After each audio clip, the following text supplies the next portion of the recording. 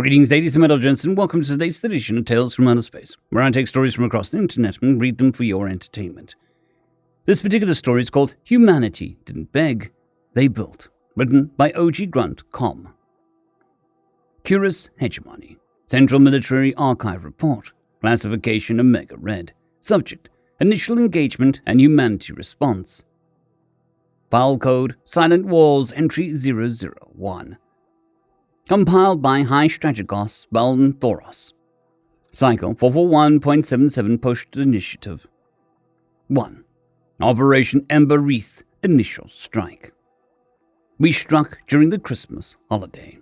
The holiday is of no importance. Its strategic value for a surprise attack against humanity's dark fleets was invaluable, though. After extensive surveillance and intelligence gathering, we surmised the best time frame for attack was roughly 0900 EST Earthen Time on Christmas Day. This is due to the majority of Terra's service members waking but indulging in Earth's holiday breakfast for all festivities. It was a day of church for some, a day of union for many, but a day of victory for us. We deployed roughly 1,000 ships, splintered to coordinate attacks simultaneously across Terra's territory. We bypassed outposts and smaller fleet strongholds, and made sure to strike the main shipyard in order to do the most damage and potentially wipe out Terra's carriers and battle cruisers. It was successful. Terra was not ready. The many years put into disrupting their intelligence network and communication buoys proved to be a massive success in the coming attacks. The orders were absolutely clear. Destroy and kill everything within the target's sets. We descended upon them while they ate, while they surrounded trees, while they were the most unprepared. The amount of plasma that filled the decks of Terra's most powerful ships would amount to Cthulhu's great waterfall. They bled in both bodies, molten metal and flame. Colonists set to burn, seas put to boil. We lost only roughly 100 ships, around 1,000 to 2,000 warrior caste. They were cloned and replenished in roughly a rotation. It was not of consequence.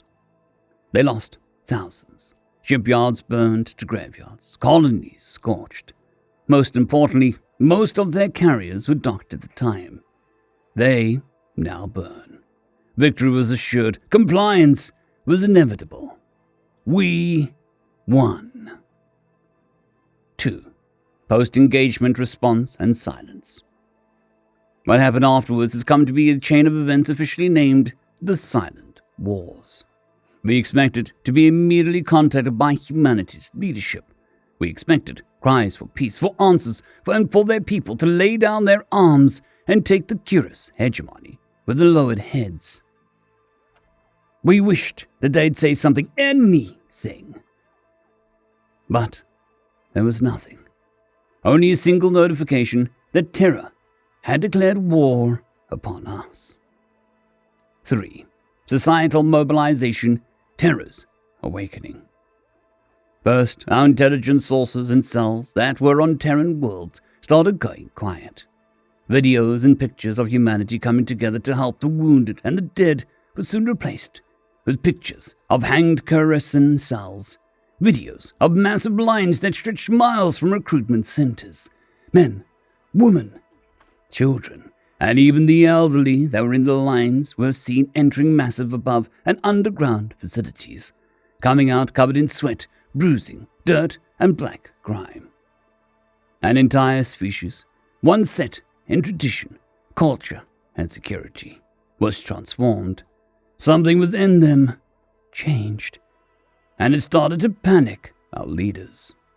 They sent hails, tried to communicate through Terran allies, and even sent envoys. The envoys returned with their tongues removed. Terra, Earth, and its people shut themselves away and worked. Massive constructs seen from probes started to form around Earth's surface, then on its moons and other colonies. Entire continents were designated for these huge towering constructs where humans entered and left from. 4. Second strike, Operation Void Lance. We struck again, same plan with a couple hundred more ships to seal Terra's fate. It began at jump point of Curass and Secco. We deployed another wave of 1,200 warships. Newer models, larger flagships, reinforced command carriers. The fleet began deploying. Half entered the slipstream. The other half never did. Terra had been watching. From the black, without warning, came their new class, a horror of industry. Vast conflux eclipsed even our dreadnoughts. No identification, no warning shots. They were silent, massive kill ships, their hulls dark. Their plating absorbed the light around them, seen only when they opened fire. Beams of dark red warheads filled the smaller warheads, each capable of shattering our shield cruisers. They did not disable. They erased. Entire formations cut down like a tar led to a slaughter. Ships broke apart before distress signals could finish broadcasting. The munitions bent space-time. We watched cruisers crack and fall inward upon themselves, as if being crushed by the weight of a star. Our fleet command attempted to flee. They could not. New Terran interdiction fields had been deployed, immense spherical zones where FTL couldn't navigate. Our ships were trapped, caught, hunted. Within 20 standard minutes, 600 ships were gone. Space filled with the corpses and molten hulls. 5. Phase 2, ambush at Terra, Curass, folly. The half that made the jump? No safer. They warped into the Terran system, expecting scorched worlds and poor resistance. Instead, they jumped into a net. They have since dubbed it Curass folly. Massive orbital superstructures, gun platforms the size of moons, and their largest weapon, measured response. We have no true name for it. Our intelligence missed it entirely. These things were birthed in silence, constructed in caves, underground continents, false asteroids, powered by cores from stars we thought were consumed by black holes. The Curass flagship, Lithin Prawn, pride of the Forged Worlds, was obliterated in a single salvo. The screams of the crew echoed across several sector comms channels, as if they were routed to sensors overloaded. They fired weapons that didn't just collide and explode. They entered and massacred the crew. Few reports show small drone-like objects made of blades. One by one, now capital ships followed. Escape was denied. Communication was useless. We screamed, and no one answered. Only 14 vessels returned from the second wave. They were allowed to, intentionally, to tell the story. 6. Conclusions and designations. There is no more understanding the Terrans. We struck them when they feasted, and we mistook their silence for weakness. What we did not understand, what we could not understand, is this. When humans do not cry, do not scream, do not plead, they build. They build weapons, fleets, horrors beyond even our nightmares. Not for conquest, not for glory, but for revenge. What happened at the verge is now called the breaking. What followed became known as the Silent Wars.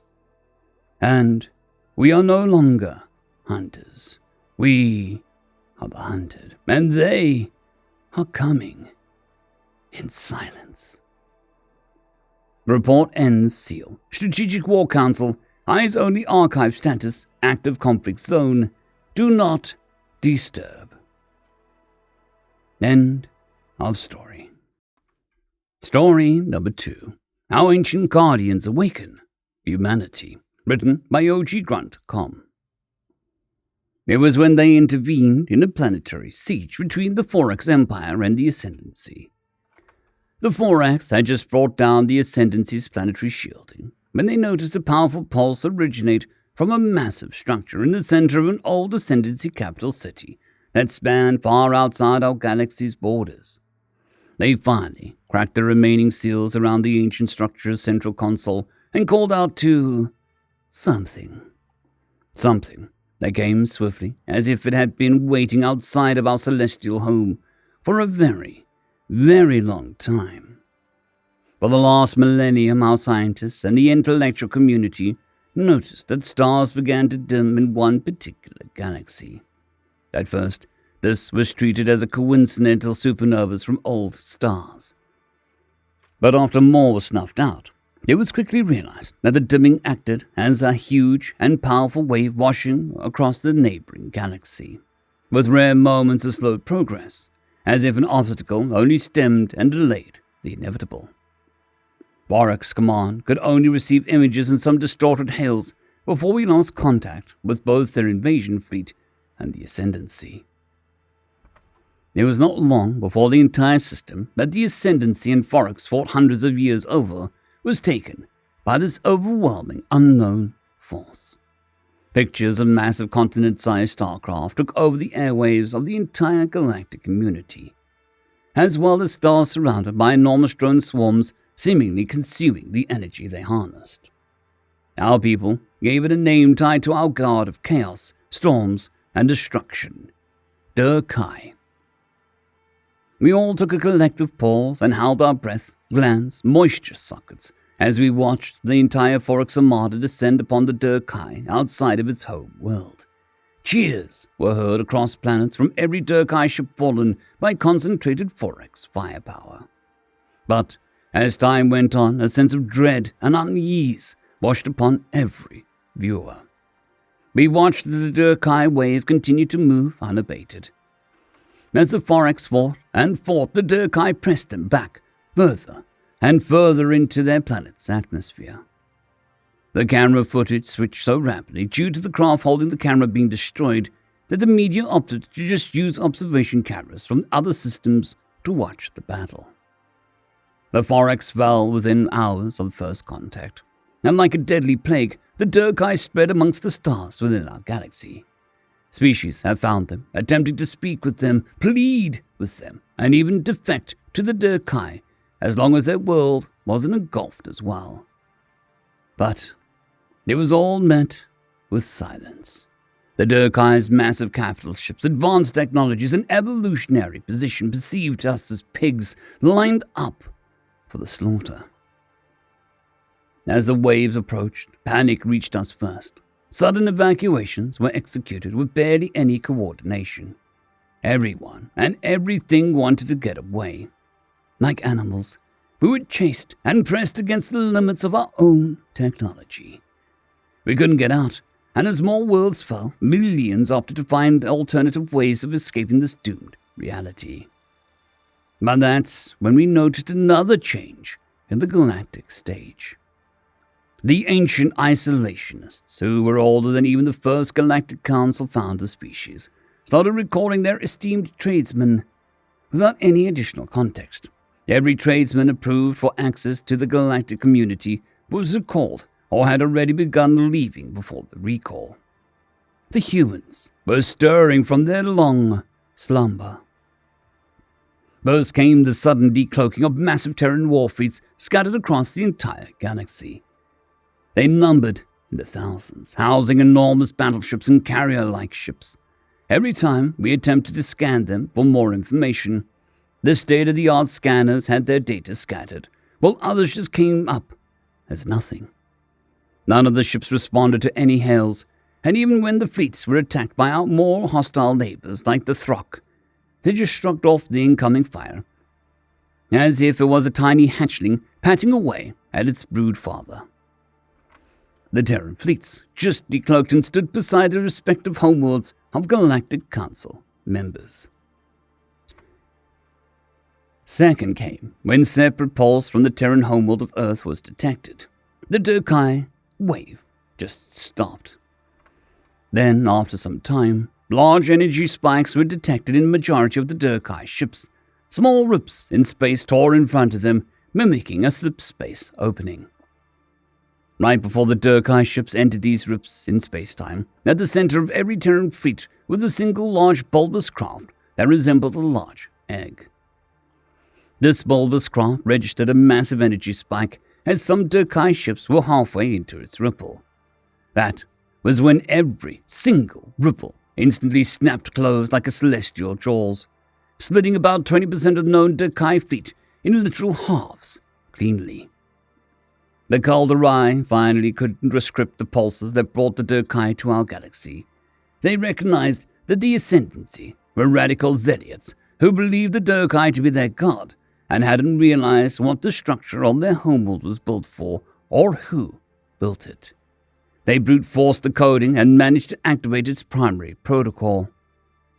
The first pulse was an all-clear signal and additionally a beacon, a light in the darkness of space that helped the Durkai navigate to our space.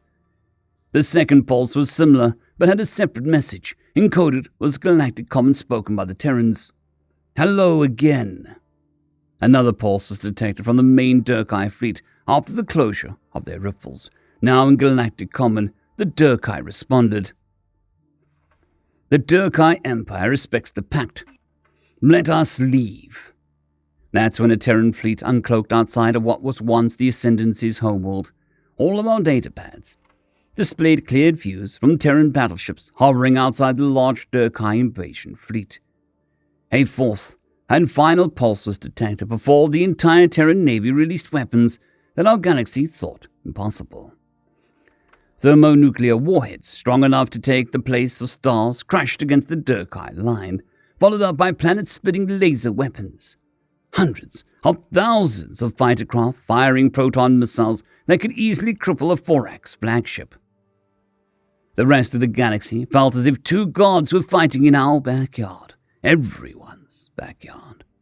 Every spot where Durkai was detected, a Terran fleet lay in wait. All the strikes were carried out by what we can only believe is a wall-built advanced AI. The Terrans deployed additional shielding to block the intense radiation cast from the devastating battles. The message was clear on all datapads, TVs, holoscreens, etc. Our installation was the pact. Violation is war. The Durkai attempted to fight back, but the conflict was short and swift. Humanity pushed them back until the trail of bodies and wreckage reached the systems of first contact. The Terrans called what they had done and what they will do a crusade.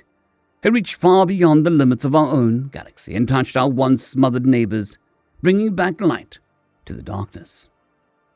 During the crusade, Terra and its humans changed its previous foreign policies and completely opened their borders out to the rest of the galactic community.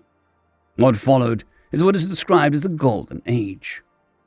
Once we reached what the Terrans deemed technological maturity, our fleets were deployed across the universe to lay in wait for the next threat. After their crusade, humanity brought its fleets back into their previous positions and cloaked them. We understood our place now on the grand stage. We protect the universe, and the Terrans protect us. End of story. I would like to thank our T5 members and patrons, Casper Arnholtz, John Creighton, Vidmori, 050, Dragzoon WRE, and Elijah Silvercross. Thank you very much.